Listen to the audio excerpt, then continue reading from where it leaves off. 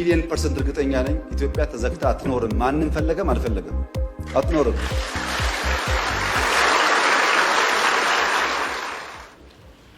ቀይ ባህር በሚመለከት መላው የኢትዮጵያ ሕዝብ የተከበረው ምክር ቤት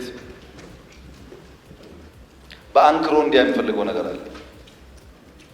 እኛ የቀይ ባህር ጉዳይ ሕጋዊ፣ ታሪካዊ፣ መልክዓ ምድራዊ እና ኢኮኖሚያዊ ጥያቄ ነው ብለን እናምናለን። ይሄ ጥያቄ አንዳንዱ ነገ ካልተመለሰ ይላል፣ አንዳንዱ ነገ እኔ ስመጣ ካልጀመርኩት ይላል። ሁለቱም አያስፈልግም።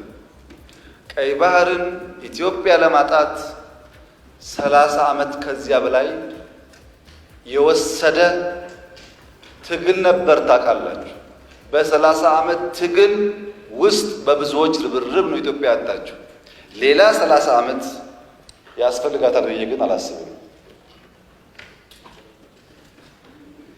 በተረጋጋ መንገድ፣ በሰከነ መንገድ በውይይት መሄድ በጣም አስፈላጊ ነው። የፈለገ ብንወያይ ግን ለማጣት የፈጀብን 30 ዓመት ለማግኘት ይፈጅብናል ብዬ ግን አላስብም። በተናጠል ተናገር ያለው ምክር ቤት መስማት ከፈለገ ግን ለአሜሪካ፣ ለቻይና፣ ለራሻ፣ ለአውሮፓ፣ ለአፍሪካ አሁን በተከበረው ምክር ቤት መግለጽ የምፈልገው ነገር የኢትዮጵያ የቀይ ባህር አክሰስ ጉዳይ አይቀሬ ስለሆነ ቅድሚያ የሚሰጠው ሰላምና ንግግር ስለሆነ እባካችሁን ሸምግሉንና መፍትሄ አምጡልን።